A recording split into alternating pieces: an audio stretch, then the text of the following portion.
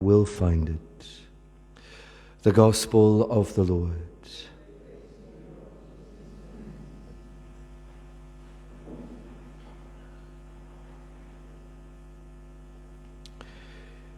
Saint Lawrence Ruiz was born in Manila of a Chinese father and a Filipino mother. He was married and had 3 children. He joined a Dominican missionary expedition to Japan in order to escape arrest for a crime of which he was accused. He was arrested by the Japanese authorities in Nagasaki, tortured and executed in September of 1637. He is the first Filipino martyr. And there we invoke his intercession today, asking for that kind of fidelity to Christ whenever we are asked to suffer for him. Continuing our little topic, of which we've made now a little series, and we're speaking about the different ways in which we are in a world that is marred and wounded by evil, and how must we navigate as Christians. And there it raises many complex questions for us. But what certainly is true is that if we certainly cannot flee the world and entirely decontaminate ourselves of contact with evil and sin in the world because of its broken, fallen nature, and we want to be like Christ, bring the light, bring love, bring mercy to difficult, wounded situations, including situations that might be areas of structural sin in the world. Nonetheless, yes, we want to bring the goodness of Christ, which will elevate the world, which will lift it beyond sin and reduce the sinfulness of the world.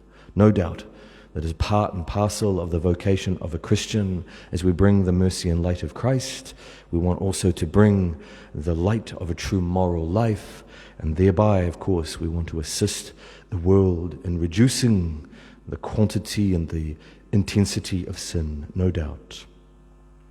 And there, yes, it's true. Any Christian, when we have a free choice, we must never choose freely to cooperate in the sin of others and thereby somehow sinfully contaminate ourselves deliberately when we have another choice not to do so.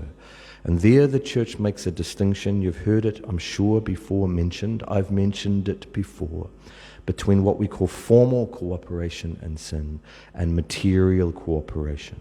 Formal cooperation is when we would agree with a sin. And for example, that happens a lot of times today. You have someone who thinks about having an abortion, and the person talks to their friends, their counselors, their educators, their doctors, and everybody, including their parents, and everyone says, yes, yes, get an abortion. There, all those persons who are not actually the girl themselves, who are telling the girl to get the abortion, are formally agreeing in the sin. And thereby they carry great responsibility and guilt in cooperating formally and agreeing and advising, praising the sin, pushing the person to sin. And there as Christians, we can never do such things, of course. Any kind of sin. We can never formally cooperate and assist, praise, and even at times silently approve of sin.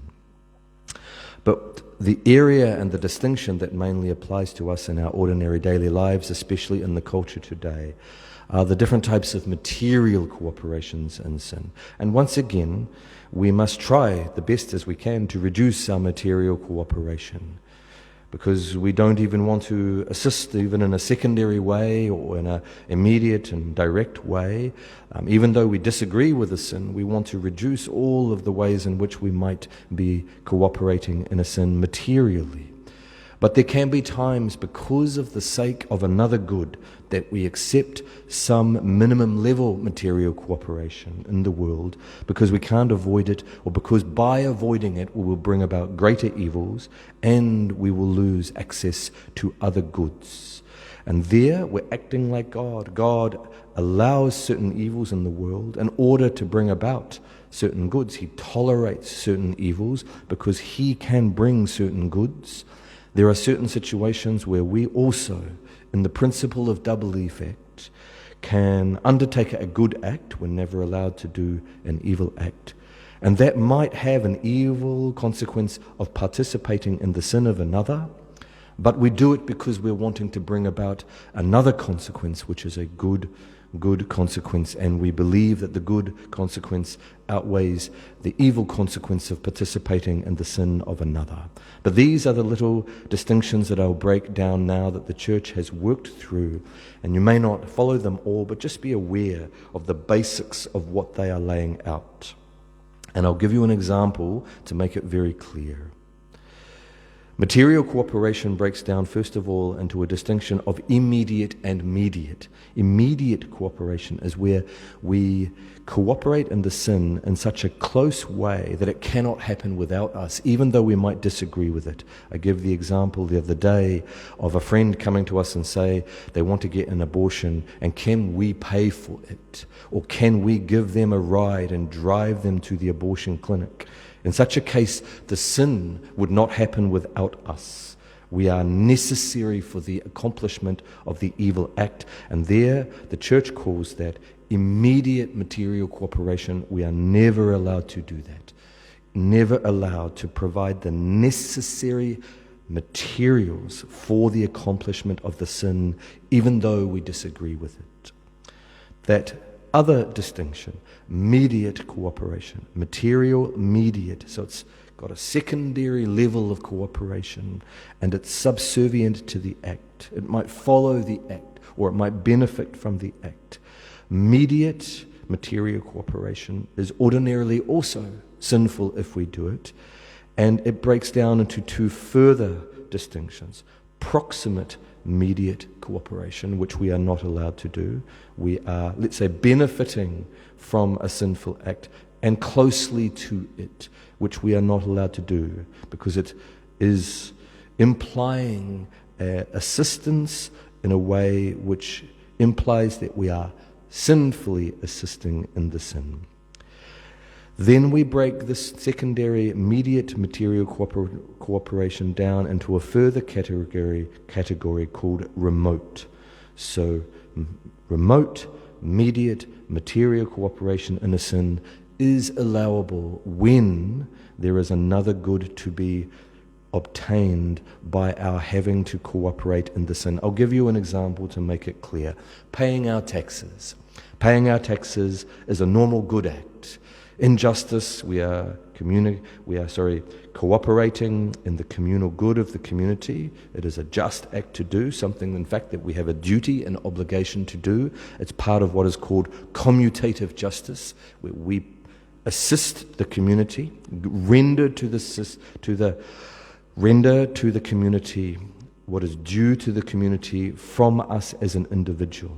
We pay our taxes so that we can have a police force, we can have education, we can have a healthcare system, we can have roads, all the different communal goods that we benefit from. But we know today that some of the money that we pay in our taxes goes to fund intrinsic evil things. For example, abortion, or the facilitation of gay marriage, or the facilitation of the transgender ideology in our schools, or the facilitation of contraception widespread in the pharmacies.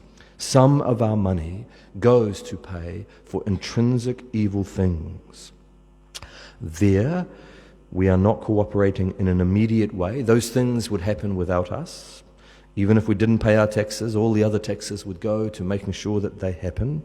We are not cooperating in a proximate way. An example of proximate mediate material cooperation in a sin would be like a nurse working for an abortion clinic, and she does kind of secondary level activities, and those activities are flowing out of sins. She's cleaning up the theatre that has been used for the abortion, for example. It's mediate, it would have happened without her, but she's nonetheless proximate to it. And paying taxes is like that.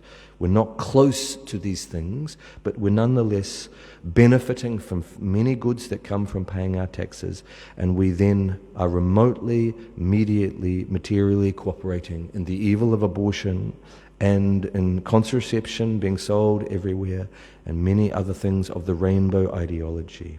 And the reason that we tolerate that, we would never agree with that. We hate the fact that some of our hard-earned money goes to pay for such evil things.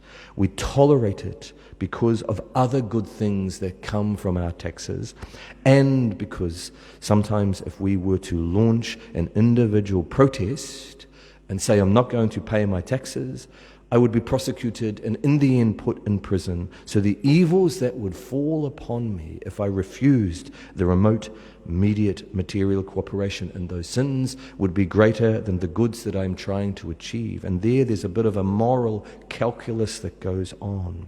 And we accept that all the time in our Catholic life today, because our societies are descended into so much sin everywhere.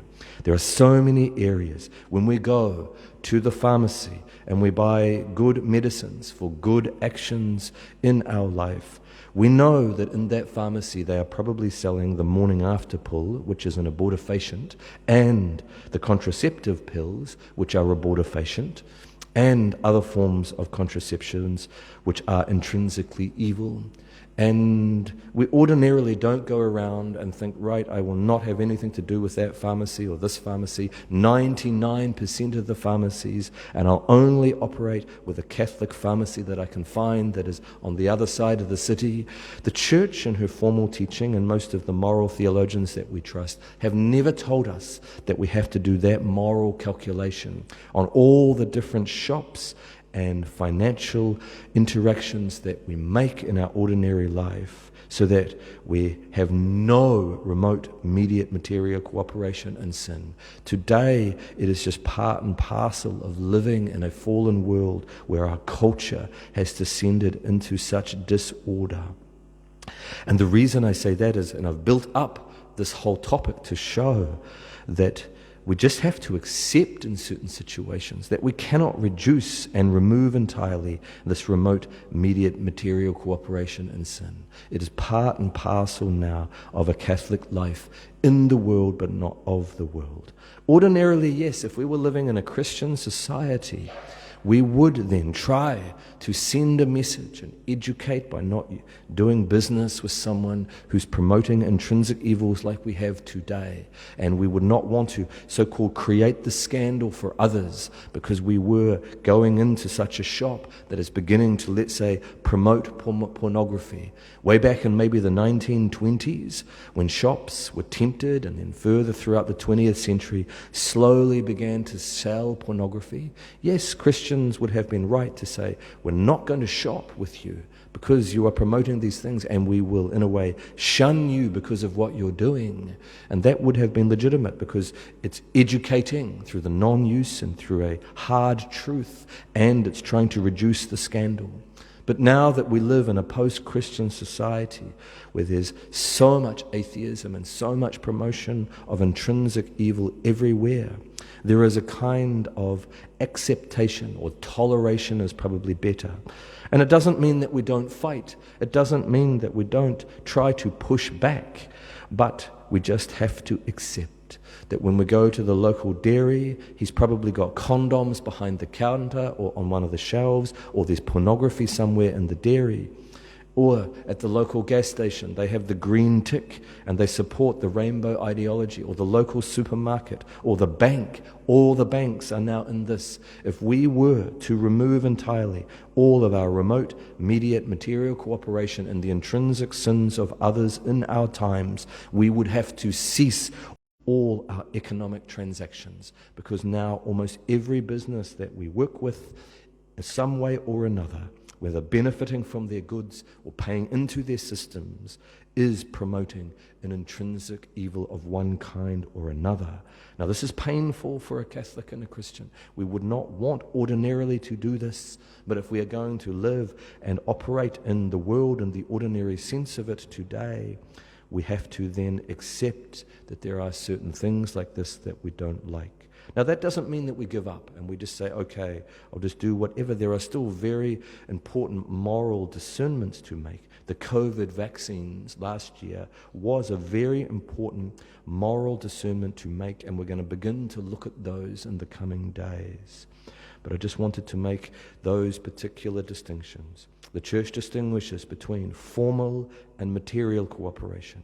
And in material cooperation, she distinguishes between immediate and mediate cooperation. And in mediate cooperation, she distinguishes between proximate and remote. And the only one that we're ever really allowed to do, for the sake of other good goods in the principle of double effect, is remote, mediate, material cooperation. All the others are forbidden to us as Catholics because it would imply some sinfulness on our part, cooperating in the sins of others. In the name of the Father, and of the Son, and of the Holy Spirit.